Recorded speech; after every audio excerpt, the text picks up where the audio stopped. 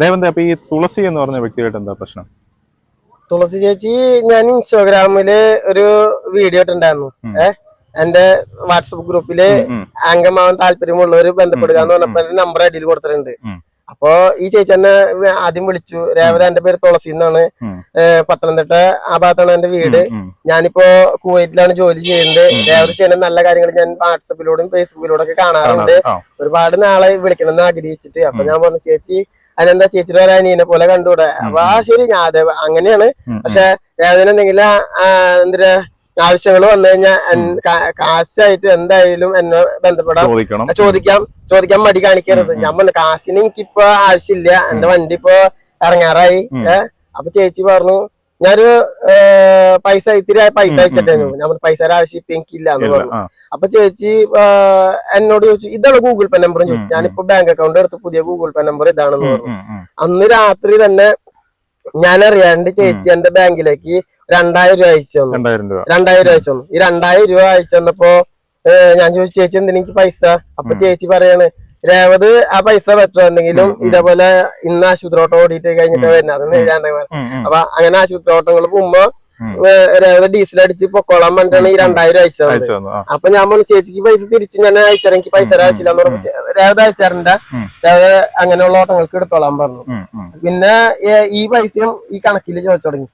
ഈ കണക്കിനകത്ത് സഹായിച്ച കണക്കിനകത്ത് ചോദിച്ചു തുടങ്ങി. ഒരു കൈ മറുകൈ കൊടുക്കുന്നത് മറുകൈ അറിയാൻ പാടില്ലെന്നാണല്ലോ. അല്ല രേവന്ത്, അതിപ്പോ അവരുടെ ഇഷ്ടമല്ലേ, തരുന്നവരുടെ ഇഷ്ടമല്ലേ, അത് പറയണോ വേണ്ടോ എന്നുള്ളത് അത് നമുക്കൊന്നും പറയാൻ പറ്റൂല.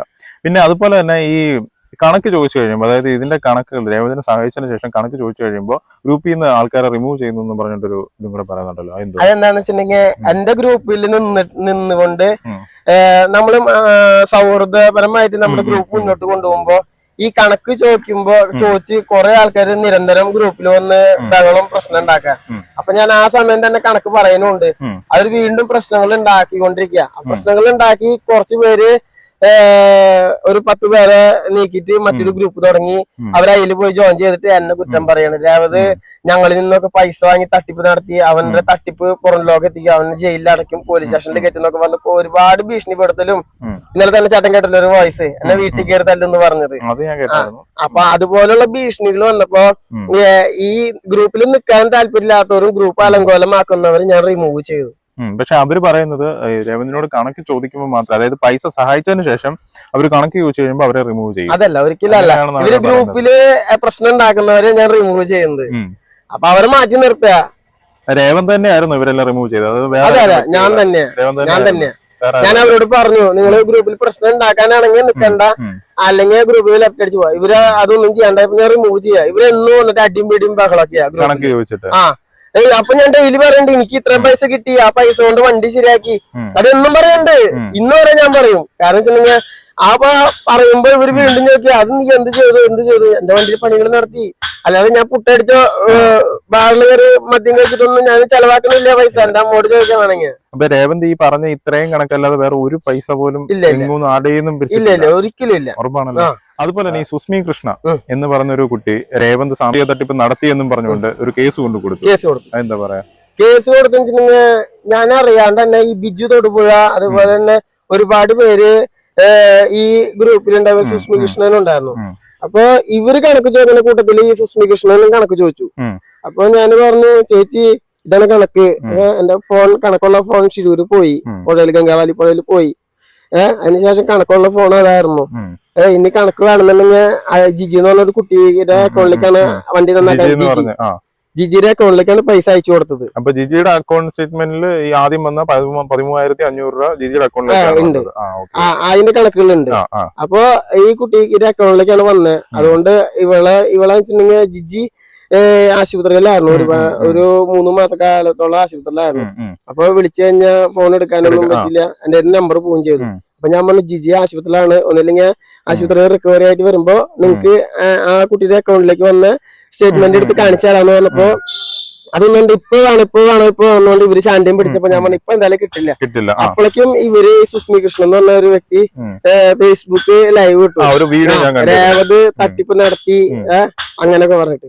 അപ്പൊ ഞാൻ പറഞ്ഞു ഞാൻ തട്ടിപ്പൊന്നും നടത്തിയില്ല, എന്നെ സഹായിച്ച സഹായം ഇവര് തിരിച്ചു ചോദിച്ചു ജനങ്ങളുടെ മുന്നിലേക്ക് പറഞ്ഞു. അതാണ് ഞാൻ പറഞ്ഞത്. അപ്പൊ ഇവര് ഇത് പറഞ്ഞിട്ട് കേസ് കൊടുത്തു തൃശ്ശൂർ എസ് പിക്ക് കേസ് കൊടുത്തപ്പോ SP സാറ് പറഞ്ഞു നിങ്ങളുടെ ഗ്രൂപ്പിലെ വീട്ടിലെ വഴക്കൊന്നും തീർക്കാനുള്ള സ്ഥലമല്ലാന്ന് പറഞ്ഞു വിട്ടു, അല്ലാതെ വേറെ കേസൊന്നുമില്ല.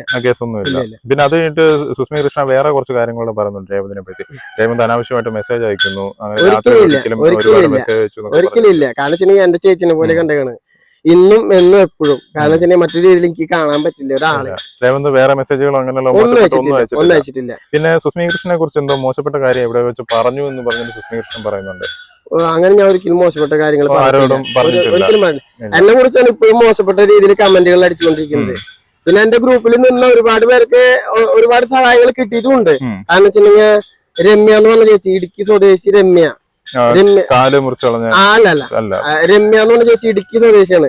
അതായത് ചാലക്കുടിയില് വാടകയ്ക്ക് താമസിക്കായിരുന്നു, ഓടിട്ട് പൊളിഞ്ഞ വീട്ടില്. അപ്പൊ നമ്മുടെ ഗ്രൂപ്പിൽ ഉണ്ടായിരുന്നു സുസ്മി കൃഷ്ണ പറഞ്ഞ രമ്യ. ആ ചേച്ചി താമസിക്കുന്നുണ്ട്. അപ്പൊ ഒരു ദിവസം എന്നെ കോണ്ടാക്ട് ചെയ്തു. അപ്പൊ ഞാൻ പറഞ്ഞു രമ്യ ചേച്ചിക്ക് ഇത്രയും ബുദ്ധിമുട്ടുണ്ടെങ്കിൽ എന്റെ ഗ്രൂപ്പ് ഉണ്ടായാലും ഞാൻ ആഡ് ചെയ്തോട്ടെ ചോദിച്ചു. അപ്പൊ ചേച്ചി ആഡ് ചെയ്തു. ആഡ് ആയിട്ട് ഒരു 2 മാസം ചേച്ചി ഗ്രൂപ്പിലുണ്ടായിരുന്നു. പിന്നെ ഒരു സുപ്രഭാതത്തില് സാജൻ കേച്ചേരിയോട് ഈ ചേച്ചി ബന്ധപ്പെട്ടു. സാജൻ കേച്ചേരി അന്ന് ഗ്രൂപ്പിലുണ്ട്. അപ്പൊ സാജൻ കേച്ചേരിയോട് ചേച്ചി പറഞ്ഞു സാജൻ ചേട്ടാ എനിക്ക് വീടില്ല, ഒരു വാടക വീട് നല്ലത് കിട്ടുകയാണെങ്കിൽ എന്റെ മോളെയും പെൺകുട്ടികളെയും മാറാന്ന്. അത് എന്നോട് പറഞ്ഞ് ഞാൻ എന്റെ ഗ്രൂപ്പിൽ അവതരിപ്പിച്ചു. സുസ്മി കൃഷ്ണൻ പറയുന്നത് ആ ചേച്ചിക്കും മകൾക്കും ജോലിയുണ്ട്, അവർക്ക് അങ്ങനെ 15,000 രൂപ ശമ്പളം കിട്ടുന്നുണ്ട്. അപ്പോ അവർക്കൊരു വീട് വെക്കാൻ വേണ്ടി നമ്മൾ സഹായിക്കേണ്ട കാര്യമുണ്ടോ എന്നാണ് സുസ്മി വീട് വെക്കാനല്ല. പിന്നെ ഈ ചേച്ചി സാജൻ ചേച്ചിയോട് പറഞ്ഞു എനിക്കൊരു നല്ല വാടക വീട് വേണം, പൊടി പടലങ്ങളൊന്നും എനിക്ക് പറ്റില്ല, ഒന്നാമത്തേല് ഞാൻ രോഗിയാണ്, എന്റെ പെൺകുട്ടികളെയും കൊണ്ടൊരു അടച്ചുറപ്പുള്ള വീട്ടിലേക്ക് കയറണം എന്ന് പറഞ്ഞു. ഈ സാജൻ ചേച്ചി നേരെ എന്റെ ഗ്രൂപ്പിൽ ഒന്ന് അവതരിപ്പിച്ചപ്പോ എല്ലാരും കൂടി ചേച്ചിക്ക് ഒരു നല്ലൊരു വാടക വീട് എടുത്തു കൊടുക്കാനായിട്ട് 15,000 രൂപ വരെ വാടക വീട് ചാലക്കുടിയിൽ നല്ലൊരു ടെറസ് വീട് കണ്ടു. അങ്ങനെ എല്ലാരും കൂടി ഒരു 10,000 രൂപ പിരിച്ച് ചേച്ചിക്ക് നല്ലൊരു വാടക വീട് എടുത്തു കൊടുത്ത് നമ്മുടെ ഗ്രൂപ്പ് വഴി തന്നെ എല്ലാവരും പോയി സഹകരിച്ച് നിന്നു. അത് കഴിഞ്ഞപ്പോ ഈ ചേച്ചി അടക്കം ഈ സുസ്മി കൃഷ്ണനും എല്ലാരും കൂടി വേറെ ഗ്രൂപ്പ് തുടങ്ങിയിട്ട് ഐക്യ പോയിട്ട് എന്നെ കുറ്റം പറഞ്ഞു. അല്ല സുസ്മി കൃഷ്ണൻ പറഞ്ഞത് എന്താന്ന് വെച്ച് കഴിഞ്ഞാൽ ഇവർക്ക് ജോലിയുള്ളൊരു അത് നമുക്ക് അറിയേണ്ട ആവശ്യമില്ല, നമ്മളോടൊരു സഹായം ചോദിച്ചാൽ നമ്മൾക്ക് കൊടുക്കാം. അല്ല രേവന്ത് അവർ പറയുന്നത് എന്താന്ന് വെച്ച് കഴിഞ്ഞാൽ അവർ പറയുന്ന ഒരു കാര്യമുണ്ട്, എന്താന്ന് വെച്ചാൽ അർഹതപ്പെട്ടവർക്ക്, അതായത് ഒരു ജോലിയില്ല, ജോലിക്ക് പോകാൻ കഴിയില്ല, അങ്ങനെ ഒരു ചേച്ചി എന്ന് പറയുന്ന ഒരു വ്യക്തി അർഹതപ്പെട്ടതാണ്. കാരണം വെച്ചാൽ ഒരു മാസം ജോലി ഇല്ലെങ്കിൽ ഒരു മാസം ജോലി ഉണ്ട്, അങ്ങനെയുള്ള ഒരു വ്യക്തി. പിന്നെ വയ്യാത്തൊരു വ്യക്തി കൂടിയാ, അസുഖമുണ്ട്. പിന്നെ ഒരു കൊച്ചുമോളൻ പഠിച്ചുകൊണ്ടിരിക്കുക നെടുങ്കണ്ടത്താണ്ട് ഇടുക്കി ഭാഗത്ത്. അപ്പൊ ഒരു കുട്ടിക്ക് ജോലിക്ക് അപേക്ഷിച്ചുകൊണ്ടിരിക്കുക. അങ്ങനെ ഒരു പ്രാരാബ്ദം പെൺകുട്ടിക്ക് ജോലി ഉണ്ടെന്നാണ് ഇപ്പൊ ജോലി കിട്ടിയതാണ്, മുന്നേ ജോലി ഉണ്ടായിരുന്നില്ല. വീഡിയോക്കകത്ത് അവർ പറയുന്നത് ഇവർക്ക് ജോലി തെറ്റിദ്ധാരണ മൂലം പറഞ്ഞുണ്ടാക്കണതാ. അല്ല ആ ചേച്ചിയുടെ നമ്പർ ഉണ്ട്, ചേച്ചിനെ വിളിച്ച് സംസാരിക്കുക വേണമെങ്കിൽ. അത് ചേച്ചി ഇപ്പോഴും വാടക വീട്ടിൽ തന്നെ താമസം. അത് ഓക്കെ. അല്ല അവർക്ക് ജോലിയുള്ള കാര്യമാണ് സുസ്മി കൃഷ്ണൻ. ജോലി ഉണ്ടോ ഇല്ലോ നമുക്ക് അറിയേണ്ട ആവശ്യമില്ലല്ലോ. ഒരു സഹായം അഭ്യർത്ഥിക്കുമ്പോ കിഡ്നി പേഷ്യന്റിന് നമ്മള് ആ അച്ഛനും മോനും ചിലപ്പോ ജോലി ഉണ്ടാവും, പെട്ടെന്ന് ഒരു ആശുപത്രി കേസ് വന്നു, നമ്മൾ സഹായിക്കുക, അല്ലാണ്ട് അവരുടെ ജോലിയല്ല നോക്കുക. അല്ല രേവന്ത് ഇതിന്റെ അകത്ത് വ്യാപ്തി എന്താന്ന് വെച്ചാൽ ഇപ്പൊ കിഡ്നി പോയ പോലല്ലോ നമ്മൾ ഒരു വാടക വീട് എടുക്കുന്നത്, രണ്ടും തമ്മിൽ ഒരുപാട് വ്യത്യാസമുണ്ട്. ഒരു വീടിന് താമസിക്കാൻ വീട് പണിയുന്നതും വാടകയ്ക്ക് ഒരു വീട് എടുക്കുന്നതും തമ്മിൽ ഒരുപാട് വ്യത്യാസമുണ്ട്. വാടക വീട് എടുത്തു നമ്മളെ കൊണ്ട് ചെയ്യാൻ പറ്റും, നമ്മൾ ചെയ്തു ആ സമയത്ത്. അത് കഴിഞ്ഞിട്ട് പറയുന്നവർക്ക് പറയാം, അവരെ വായ നമുക്ക് അടച്ചു കേട്ടാൻ പറ്റില്ല. എന്റെ അമ്മ പറഞ്ഞ പോലെ ഒരാളുടെ വായ അടച്ചു കേട്ടാം, തെരുവിലറിയുന്ന പട്ടികളുടെ വായ അടച്ചു കേട്ടാൻ പറ്റില്ലല്ലോ. അതെന്റെ അമ്മ പറയണേ. പറയുന്നവർക്ക് പറഞ്ഞോട്ടെ, നോ പ്രോബ്ലം, കുഴപ്പമില്ല. എന്നെ കയറി തല്ലും വെട്ടും എന്നൊക്കെ പറയുന്ന ആൾക്കാരുണ്ട്. ഈ തുളസി എന്ന് പറഞ്ഞ ചേച്ചി ഉണ്ട്, കോയിറ്റില് ജോലി ഉണ്ട്, സാധാരണക്കാരാന്ന് പറയുന്നുണ്ട്. ഈ ചേച്ചി ഒരു ലോറി ഏർപ്പാടാക്കിണ്ട് എന്റെ വണ്ടി ഇടിച്ചു പൊളിച്ച് എന്നെ കൊല്ലാനായിട്ട്. അത് വോയിസ് ചാനൽ ഞാൻ അയച്ചു തന്നിട്ടില്ലേ? അതെ, ഒരു ലോറി ഏർപ്പാട് ഇങ്ങനെ രേവതിന് ഏത് പാതയോർത്ത് കണ്ടാലും അവരെ ഇടിച്ചു കൊല്ലണം, ഞാൻ ആ കാശ് ഉള്ളും തരാന്ന് പറയണ്.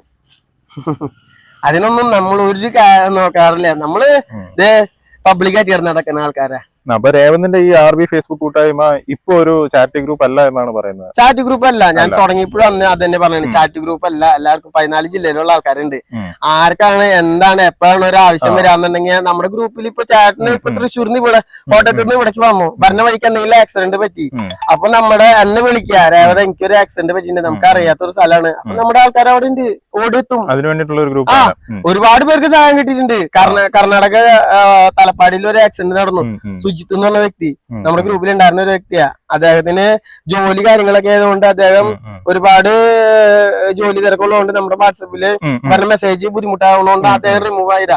തലപ്പാടിയിൽ വെച്ചിട്ട് അദ്ദേഹത്തിന്റെ വണ്ടി ആക്സിഡന്റ് ആയിട്ട് ഒരാളുണ്ടായില്ല. നട്ടപ്പാതി രാത്രി 12 മണിക്ക്.